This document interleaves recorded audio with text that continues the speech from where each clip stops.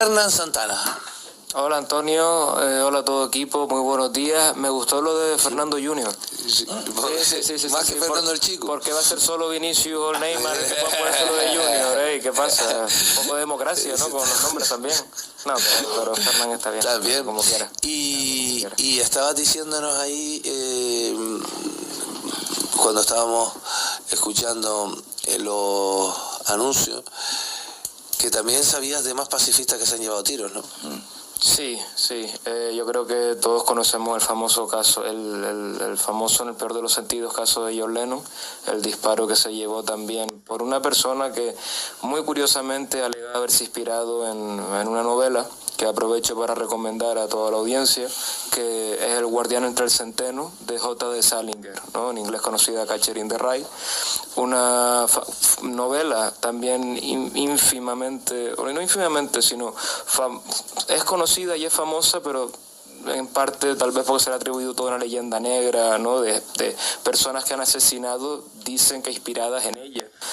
Al final, si me permites, Antonio, decir brevemente de lo que trata muy rápidamente, porque creo que es un poco relacionado con la tónica del programa, en el sentido en el que hemos hablado un poco de Barrio Sésamo, hemos hablado un poco de esa infancia que todos tenemos dentro y que al final el niño nunca se muere, ¿no? Y que un poco al final volvemos a ser él cuando se acaban nuestros días, entonces siempre está ahí. La novela retrata un poco la vida de un adolescente que no, en Estados Unidos, años 50 creo que está ambientada, si mal no recuerdo, en el que básicamente no entiende el mundo hipócrita, el mundo seco, cerrado de contradicciones de los adultos, y básicamente son sus andaduras en ese mundo. Hay gente que la novela no la traga porque dice que le resulta muy antipático el narrador, pero es que al final lo que va a contar el autor, Salinger, que también tiene una historia que anima a todo el mundo a mirar e investigar. El hombre estuvo en la guerra, volvió, se quedó medio para allá, al final sí, se aisló de todo el mundo. Bueno, tiene una historia muy particular.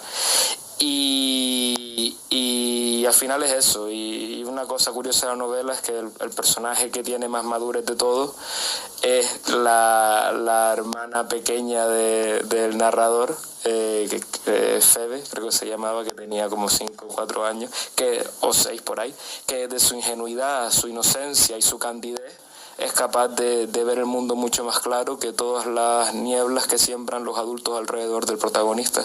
Uh-huh. Y animo a todo el mundo a leerla. Es un clásico literario norteamericana y es una muy buena lectura. ¿El guardián del centeno ahí? Esa es una, El guardián del centeno. Y iba después a hilar también con varias cosas que hemos comentado con una película, que no sé si mencionarla ahí, Antonio, dejarla para un poco más tarde. Como tú quieras. Pues mira, la suerte. No lo dejes para más tarde porque luego no va a haber tiempo. Luego no hay más tarde. Eso pasa a veces en la vida, dejamos cosas para más tarde y después el más tarde nunca llega. Rápidamente, ahora acabas de mencionar, ¿no? Ahora cuando entró Doris aquí al estudio, ¿no? Y salió del mar y todo, ¿no? Y mencionaste un poco la escafandra, ¿no? Hay una película que me hizo clic, ¿no? Porque también hemos hablado en el programa de hoy de Elon Musk, de Mark Zuckerberg, ¿no? Este nuevo perfil de la persona despiadada, un poco que va por ese mundo, ¿no? Un poco como por encima de él, ¿no? Y como que lo mira con cierto de forma despectiva.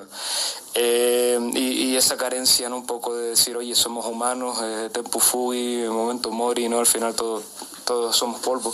Está esta película que se llama La escafandra y la mariposa, película francesa, no sé si alguien de aquí de la mesa la ha visto, muy recomendada. Al final retrata los últimos momentos en la vida de Jean-Dominique Bovy, que fue un periodista francés y editor de la revista de moda francesa Elle, escrito E-L-L-E, ella, ¿no? Y es muy curioso porque él a los 43 años sufrió un ataque cerebrovascular en el que queda cuadripléjico y mudo. Claro, tú en la película ves como él empieza como de una forma muy... Está atravesando un divorcio, ¿no? Está recogiendo al hijo, tal, y lo ves como siempre con prisa, siempre acelerado, siempre con un estrés tremendo, ¿no? Y de buenas a primeras está con el chiquillo en el coche, en un descapotable, ¿cómo no? Y están yendo por un parque, estos bellos franceses, ¿no? Un poco para que se hagan la idea, y de repente, buenas a primeras, ¡pum!, le da el tema, ¿no? El ataque. Y la película lo que te retrata es él, sus últimos días, sus últimos meses, cómo no puede ni emitir ninguna palabra, ni gesto, ni está paralizado en una camilla. Entonces tú ves, que para mí lo bueno de la película es la ejecución, en el sentido de que tú toda la película ves el plano subjetivo de él mirando a la gente que se acerca y escucha los pensamientos de él, lo que piensa que le quiere decir a sus amantes, a su exmujer, a su hijo, a sus amigos que lo vienen a visitar, pero él no es capaz de emitir voz ninguna. Entonces tú escuchas sus pensamientos diciendo, oye, pero te quiero decir no sé qué, o tú, cabrón, me debías no sé qué, o tú, no sé cuánta, pero ves que es incapaz de hacerlo. Y la bella historia, ya con esto ya cierro, es que él en ese estado fue capaz de, con una enfermera que tuvo, que le sirvió un poco de mecanógrafa, un poco de, ella fue la que escribía, y él lo que hacía es guiñar, ¿no? Ella recitaba todo el abecedario, A, B, C, de tal, y cuando era una letra, él guiñaba el ojo. Entonces ella apuntaba la letra y de esa manera al final escribió sus memorias. Uh-huh. Que también, que el libro se basa también en las memorias de él. Y sobre todo se daría cuenta que la prisa no lo llevaba a ningún sitio, ¿no? Hombre, porque luego al final tuvo que aprender a hacer todo con más lentitud postrado.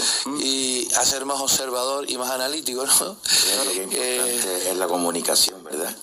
Aunque sea de esa forma, para aprender que el estrés de vida del personaje de la película que tú nombras, Fernan, es llevarnos a la sencillez otra vez, a la tranquilidad, no al estrés de esta vida, que cada vez nos lleva a esto, a los ataques al corazón, a los ictus, a las prisas, a los atropellos, a los toques de pita en los semáforos. Decía la Cabra casi al final de su relato que el primer paso de la lucha por la justicia social consiste en la toma de conciencia de lo que sucede, las razones por las que sucede y también qué responsabilidad tenemos cada uno de nosotros, cada una de nosotras en estas situaciones. Y en eso consiste en otra garbasura.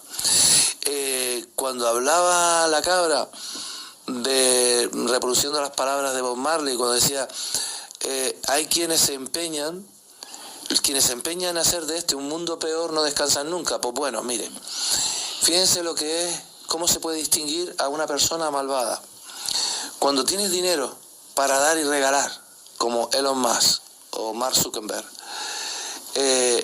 y aún así, ahora ya no es el dinero lo que te mueve, realizas estas acciones tan malvadas como es utilizar las mentiras, como es propiciar la desigualdad entre seres humanos, como es ignorar, explotar a los más desfavorecidos. Y no es ya por dinero, porque tienes todo el dinero que más del que se podría, más del necesario sin lugar a duda, es que entonces ya eso es maldad, porque no te ha movido la necesidad para hacer nada de eso, ¿no?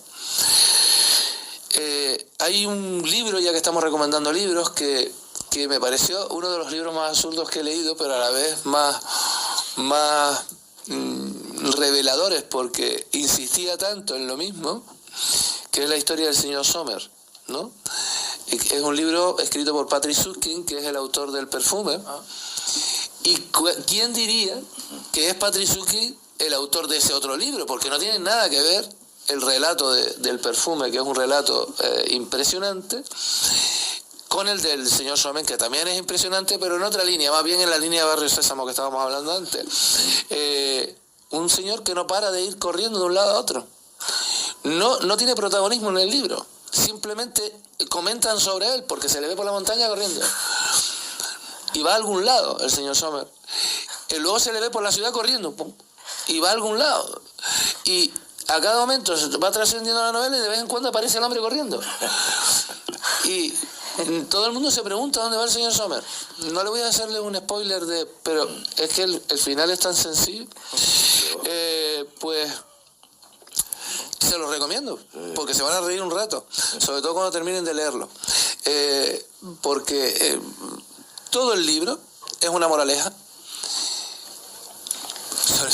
sobre todo porque al final te retrata, ¿no? Es como Forrest Gump. Forrest Gump, te pegas la película cuando la ves por primera vez pensando que el tío es idiota. Y al final te deja claro que el idiota eres tú. ¿Sabes? Que es la conclusión a la que llega uno cuando termina de ver la película. O sea, dice, es que este tío me ha estado llamando idiota toda la película. Y yo no me había dado cuenta hasta ahora que además tenía razón, ¿no? ¿Sabes? Que esto es lo que pasa con determinadas historias que uno lee o que uno visiona en el cine.